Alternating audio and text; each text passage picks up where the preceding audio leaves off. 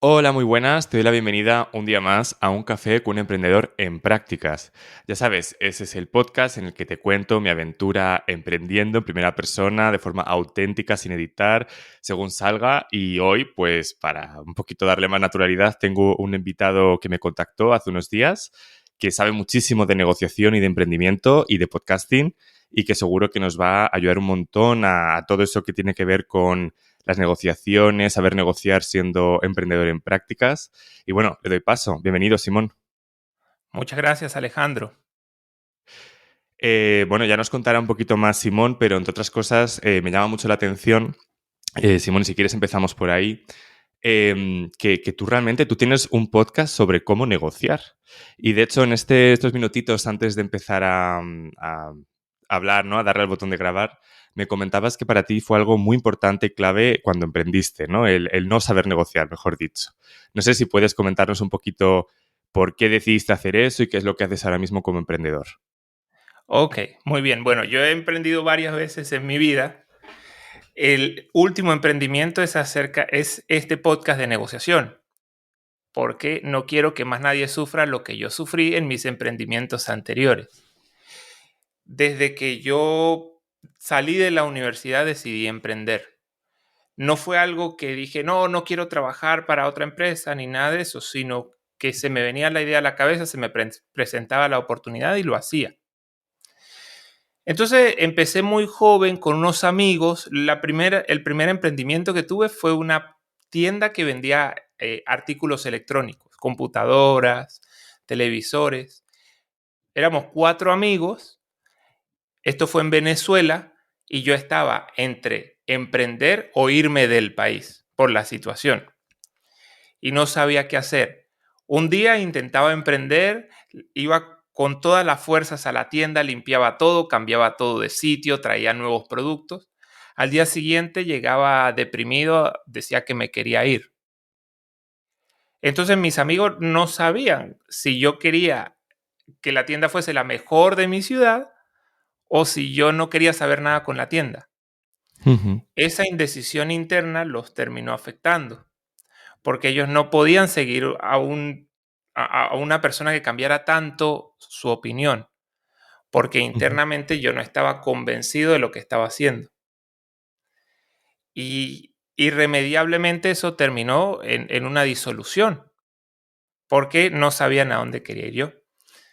Mi segundo emprendimiento, que fue en Argentina, ahí dije, yo voy con todo, agarré la idea, sufrí, porque cuando se empieza se sufre, porque los proveedores por ahí le quieren sacar ventaja a uno, porque los inversores ponen todas las condiciones a su favor. Pasé esa etapa, esa barrera, y el emprendimiento tuvo éxito. Entonces, todo lo que viví en la tienda de computadoras, todo lo que viví en la tienda que hice en Argentina, que fue de alfombras, lo reuní como un banco de experiencias y de historias y lo tiré todo en el podcast que hice sobre negociación, negociando primero con los demás y después con mí mismo también, que ese fue el problema que falló en mi primer emprendimiento. Al no estar convencido de lo que estaba haciendo, mi inseguridad era un virus que se contagiaba en mis socios. Sí, o sea, yo estoy de acuerdo contigo que al final el tener claras las cosas es el primer paso precisamente para poderte vender, ¿no? O vender tu marca o vender tus servicios, tus productos. Y entiendo que en el caso de la negociación también el estar en una posición de debilidad, entiendo que al final te hace tragar con todo, ¿no? En cierta forma, de que al final no es muy difícil poner ciertos límites. Pero antes de preguntarte, ¿no? Más sobre el arte de negociación, que yo creo que tú tienes muchísimo que aportar, coméntanos, ¿qué es lo que haces a día de hoy? O sea, a nivel emprendedor, ¿qué es lo que estás haciendo? Bueno, yo tengo dos ramas de emprendimiento. La primera es el podcast.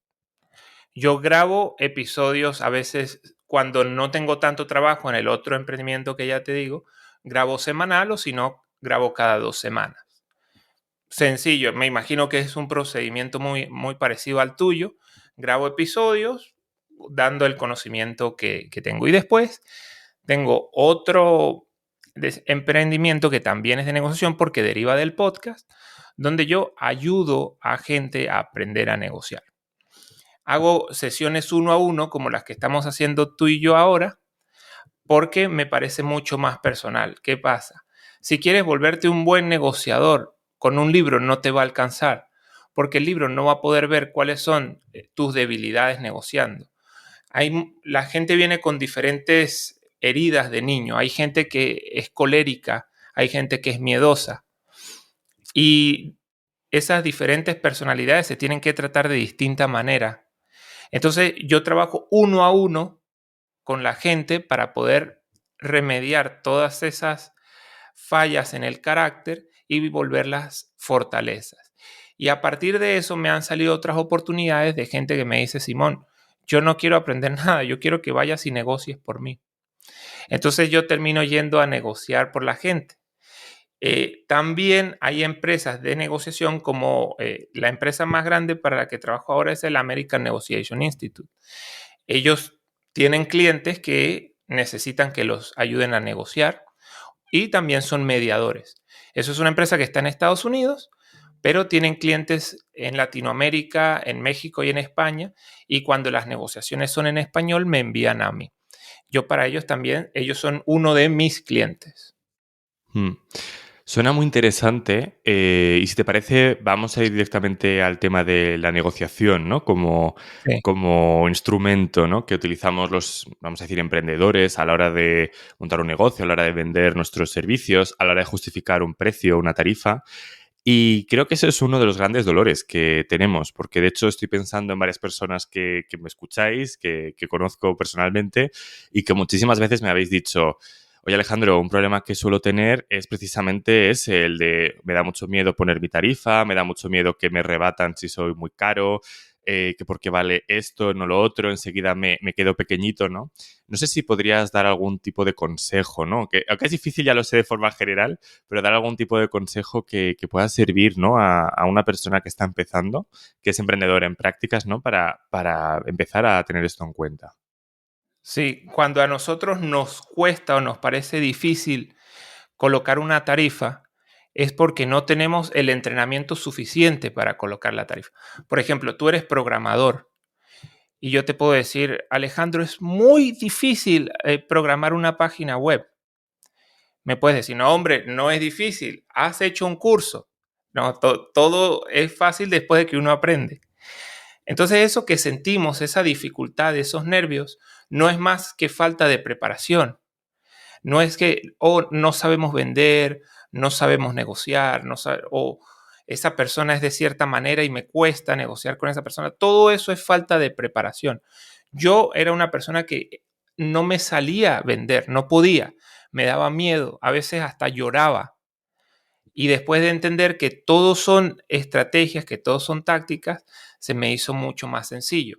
¿Qué pasa? Cuando alguien es un emprendedor, es muy bueno haciendo lo que hace porque se tiene que profesionalizar en la tarea, pero se le olvida el punto ciego, que es cómo defiendo mi idea.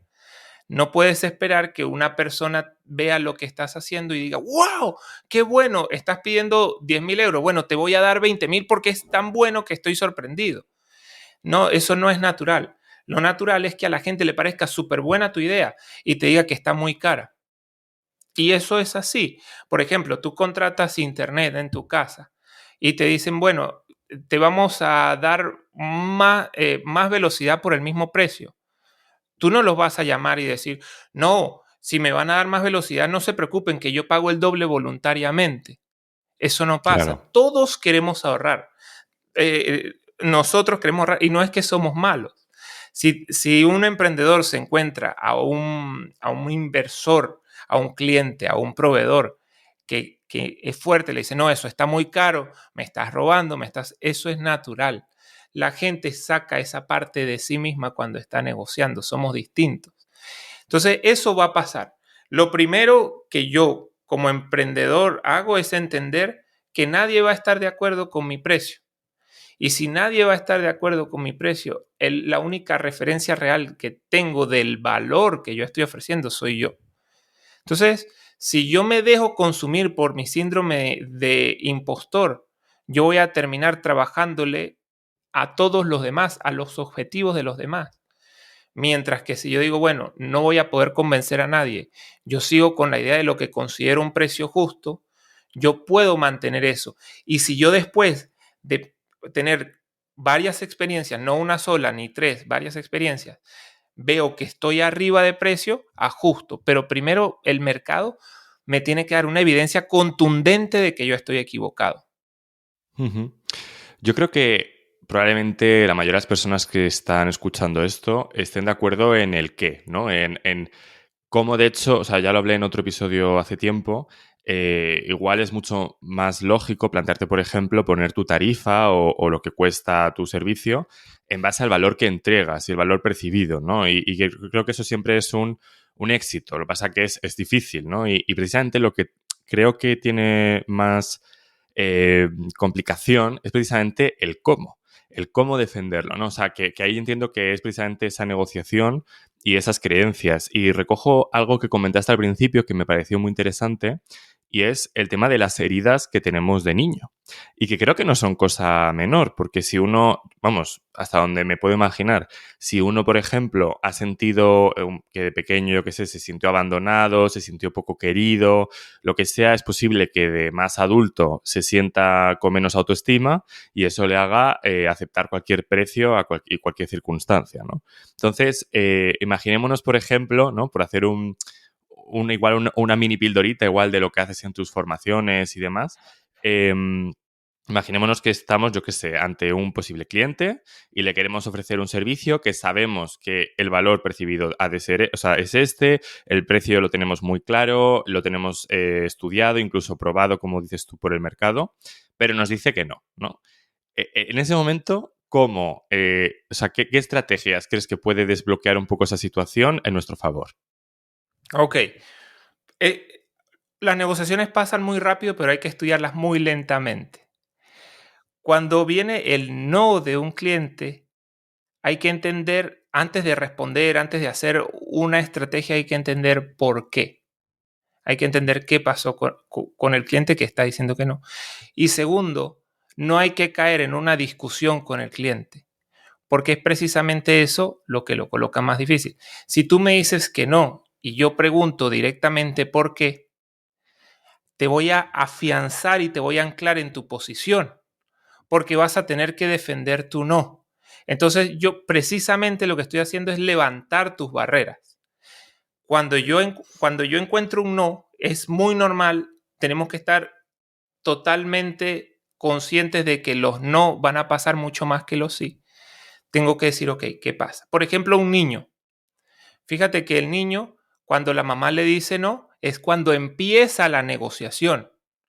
Mi mamá me dice, no, yo sigo hacia adelante y por qué no, y por qué no, y qué hago. Un adulto me dicen no, ah, bueno, está bien. Eso pasa porque de niño tantas veces nuestra personalidad fue forzada que metimos todo eso en un saco y ya perdimos la energía de discutir contra el no. Entonces, si viene el no, decimos, ok, primero no preguntarle por qué, porque va a levantar una barrera. Y tampoco tenemos que aceptarlo, pero tenemos que ir al fondo del no. ¿Por qué esa persona dijo no? Y siempre le puedes preguntar. Si esa persona ve que intentas insistir, la barrera va a ser más alta. Entonces, lo primero es dejarle bien claro que yo no voy a insistir. Y decirle, ok, está muy bien, me parece perfecto. En ese momento, ese es el paso uno, la persona va a bajar sus defensas. En vez de decir, ¿por qué no? ¿Qué está faltando? Primero, aceptar y decir, sí, señor, yo en un segundo, si no le parece, yo me voy, no tengo ningún problema. Ahora, para crecimiento personal, me gustaría saber qué fue lo que lo motivó a decir no, qué aspectos de mi producto no le parecen, qué aspectos de mi producto podría mejorar, podría cambiar.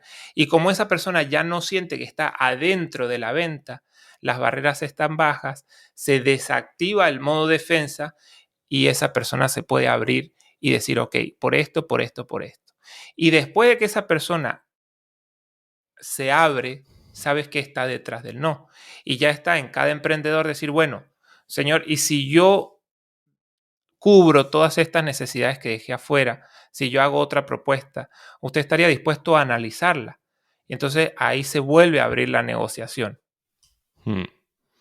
La verdad que cuando estabas empezando, ¿no?, a contestarme, estaba notando aquí que justo, ¿no?, que, por ejemplo, cuando estamos emprendiendo, una cosa que es muy útil es saber esos datos, ¿no? De cuando alguien te dice no, saber por qué. Y estaba asustado, estaba pensando, bueno, pero realmente si no le preguntas al final o no llegas a esa fase, al final estás perdiendo muchísima información que te es súper útil, porque es lo que decías tú. Por estadística, de cada sí hay muchísimos noes. Según el negocio, según la persona, según muchas cosas, variará esta estadística, pero casi siempre viene a ser así. Entonces, claro, de cada no, digamos, lo que se suele trascender es eso, que hay información, ya que sea que tu producto igual está a un precio muy elevado o no se entiende el valor bien o tienes que adaptar el lenguaje a ese tipo de cliente, lo que sea, ¿no? Y eso te lo dirás si la persona te dice no porque no entiendo, no porque es muy caro, no porque no es el momento, en fin, todas esas cositas, ¿no? Pero, vale, pongámonos en el caso de que esa persona en esa fase no se abre. Y perdona, Simón, que me aproveche, pero es que creo que esto es muy, muy útil para todo el mundo. Se abre a una mini negociación, ¿no? Que te dice que no, porque, o sea, y tú le preguntas de manera un poco más indirecta, que me parece súper buena idea, y te dice que es que este mes nos viene muy mal por esto, lo otro y de más allá. Y tú, con buen ojo, le dices, bueno, pero igual esto podíamos hacerlo, que empezará en un par de meses, cuando tengáis mejor disponibilidad, lo que sea, ¿no? Y digamos que, ok, te dice, no lo había pensado, qué buena idea, vamos a estudiarlo. Y reconducimos por ahí. Claro, tú ya digamos, yo siento que la negociación va mejor, pero está un poco herida porque te han dicho un no de entrada y eso psicológicamente empuja mucho. Lo mismo que, ¿no?, que cuando alguien te dice que sí de entrada, luego que todo funcione, funciona mejor, pero si alguien te dice que no y luego se va reconduciendo un poquito, pero tal, ese no sigue ahí. No sé si eso es fácil levantarlo o en tu experiencia, ¿cómo lo has hecho alguna vez? Ese no es bastante difícil de trabajarlo, pero una vez que nosotros aceptamos que es parte de la vida y que no nos pasa únicamente a nosotros, lo podemos trabajar. A ver, nosotros muchas veces no sabemos qué queremos. A veces digo, no, voy a emprender o voy a hacer esto, o de repente me gustó el fútbol, no, voy a ser árbitro de fútbol. Y cambiamos cada 5 segundos nuestra meta de vida. No podemos pretender que la otra persona sepa lo que quiere, porque es muy egoísta decir, bueno, yo puedo estar confundido, pero el que está enfrente mío tiene que ser perfecto. Entonces, si nosotros entendemos que el otro también puede equivocarse, el primer no probablemente fue una equivocación por falta de información, por falta de seguridad, porque nosotros mismos infligimos el no en esa persona con una propuesta confusa, falta de argumentos. Entonces, está bien, viene el no. Tenemos que entender que probablemente esa persona se equivocó. No podemos pensar que el otro es perfecto. ¿Cuántas veces nosotros hemos dicho que no a algo y después nos arrepentimos de ese no? Y es también para la otra persona. Hay que confiar en que lo que nosotros tenemos es... A ver, hay un youtuber que vende, no vende, que regala lingotes de oro en Nueva York. Ujú. Y él se para en las calles de Nueva York y le da el lingote a la gente. Y la gente, hay gente que le dice, no, no, no, gracias. ¿Tú crees que él se siente mal porque la gente no agarró el lingote? No, le da totalmente igual. ¿Por qué? Porque él sabe que él está ofreciendo un lingote de oro. Él está totalmente seguro de lo que está dando. Y si la persona no lo toma, es un problema de falta de observación de la persona o de que no supo mostrar lo que estaba dando, no sé, dependiendo de la razón por la cual él quiere hacer el video. Pero él está dando algo de lo que está seguro que tiene mucho valor. Si tú vas con un cliente, no sé, en una situación hipotética, vas a regalarle $1.000.000 y él te dice que no, no te sientes mal. Dice, bueno, se perdió la oportunidad él, no yo. Entonces, si él dice que no, quizá digas, bueno, no lo supe mostrar, no lo supe vender, hay condiciones que faltan para poder darlo, pero no quiere decir que yo estoy mal. Hay algo que él no está viendo. Si yo hice mi investigación de mercado correctamente, si ha funcionado con otros clientes, entonces este no claramente es que él no está viendo algo. Si yo ya pregunté y yo ya tengo toda la información. Mm. Creo que has abierto, bueno, como diríamos en España, has abierto un melón, ¿no? En el hecho de hablar de la seguridad. Creo que la seguridad en uno mismo es clave, ¿no? Y además lo hemos hablado a nivel de la autoestima, ¿no? A nivel de cómo mostrarse y la seguridad también en lo que vendes, ¿no? En obviamente en saber que lo que haces tiene un sentido, lo que tú dices, ¿no? Estoy ofreciendo lingotes de oro, podemos decirlo metafóricamente, estoy ofreciendo un servicio que te va a hacer muchísimo dinero o que te va a generar muchísimo tiempo libre o que te va a hacer muchísimo valor en tu negocio, lo que sea. Y entiendo que quizás muchos de estos miedos vienen de precisamente creernos que no somos suficientes, ¿no? O que nuestro producto no es suficiente. Entonces, te voy a hacer una pregunta también porque me gusta conoceros un poco más a las personas que venís a este podcast. ¿Tú alguna vez en todo este proceso, además de aprendizaje que has hecho desde tu emprendimiento, tu primer emprendimiento hasta ahora, pensando mucho en negociación y hablando mucho de ello, alguna vez te has sentido, por ejemplo, impostor o inseguro, incluso hablando de seguridad en uno mismo? Bueno, el segundo emprendimiento que yo hice fue en Argentina. Era un emprendimiento, era venta de alfombras a medida. Ujú, La manera que yo encontré para hacer las alfombras fue con un señor que hacía trapos para limpiar piso, pero la máquina funcionaba también para hacer alfombras. Yo vi esta máquina, le dije al señor, metamos este tipo de material y hacemos alfombras. Coloqué la tienda, la empecé a vender y me di cuenta que a 3 cuadras de donde yo estaba vendiendo mis alfombras había una empresa que las hacía mucho mejor, mucho más ujú. grandes, más pesadas, más lindas. Y me sentí súper mal porque yo ya había hecho todo. Y dije, bueno, ¿ahora qué hago?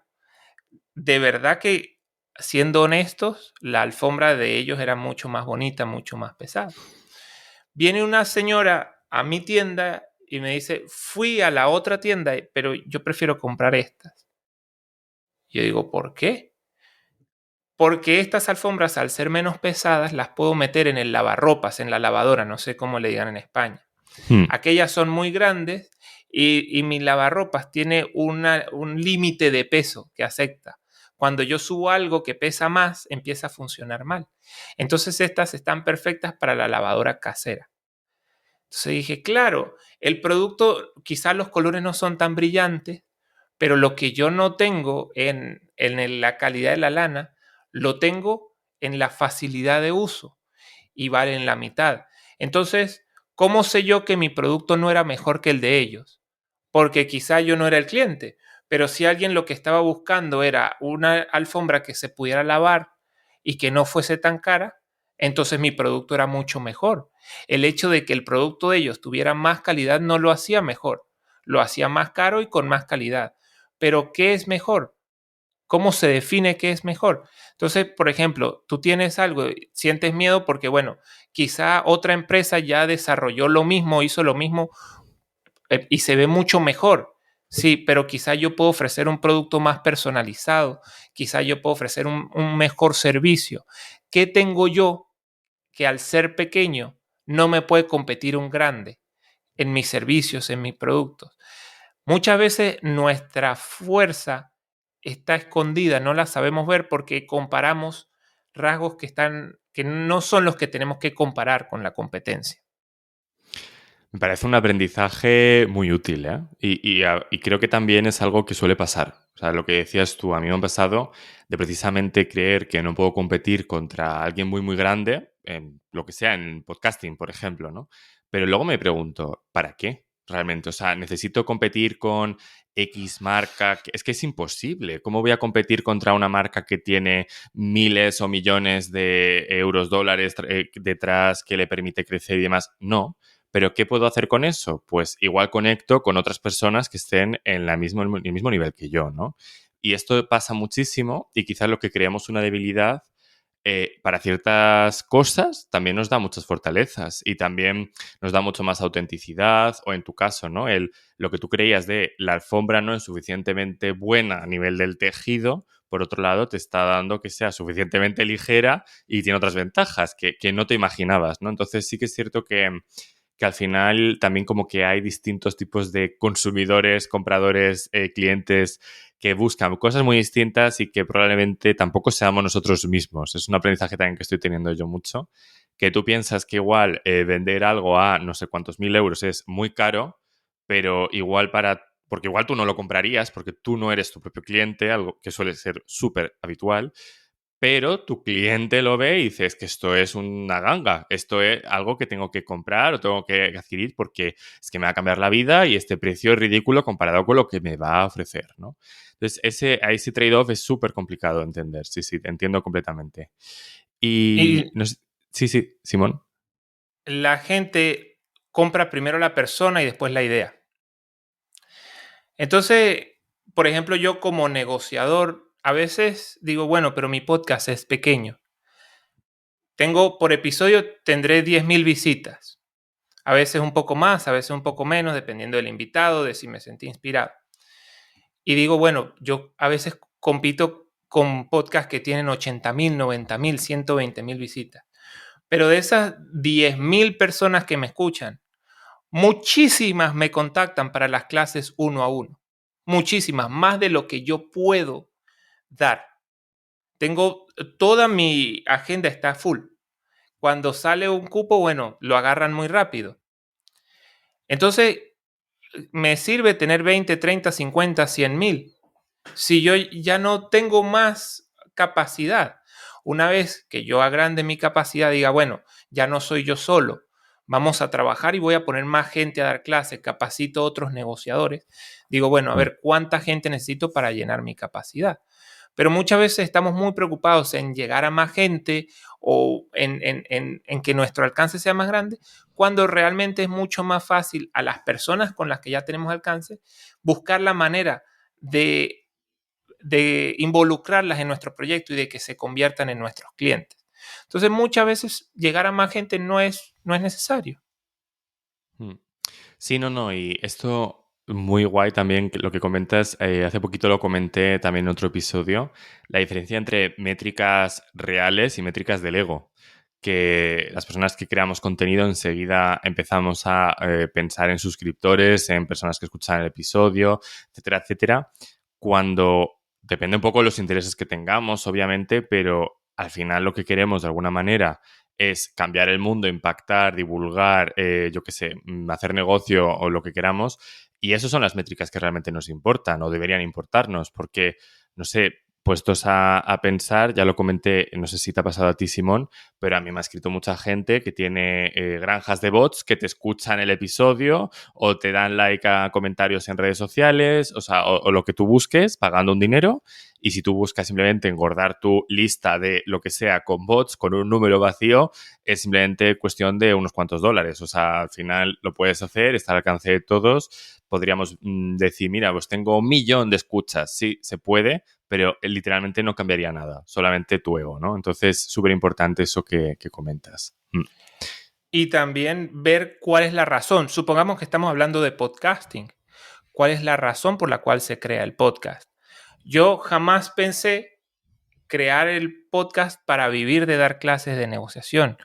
Yo pensé, me voy a morir y todo esto que aprendí no se lo voy a decir a nadie. Yo no tengo hijos, entonces lo dejo ahí al que le sirva bien, al que no también. De hecho, tengo un podcast escrito por si me muero, ya está grabado, nomás está de publicar. Y eso lo hice en ese momento porque era mi motivación.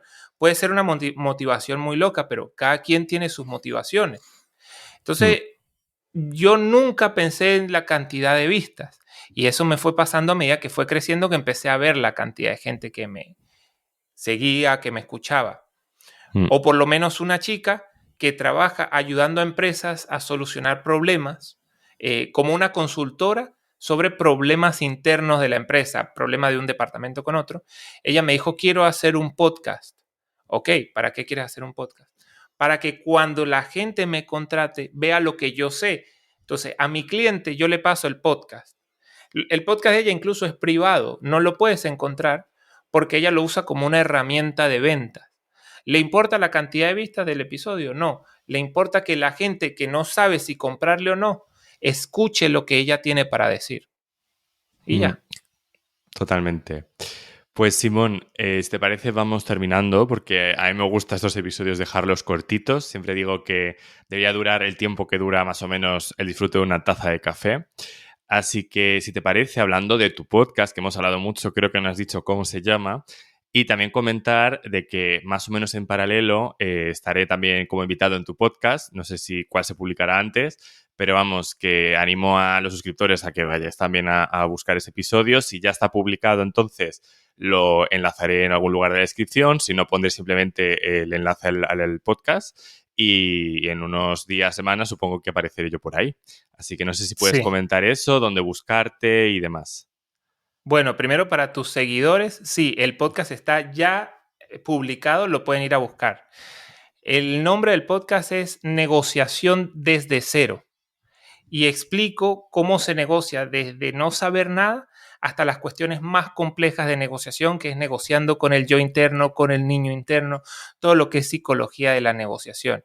Ahí van a encontrar una guía completa. Tengo 67 episodios, 68 con el de Alejandro, y ahí encuentran todo. Eh, lo pueden encontrar en Spotify y Apple Podcast.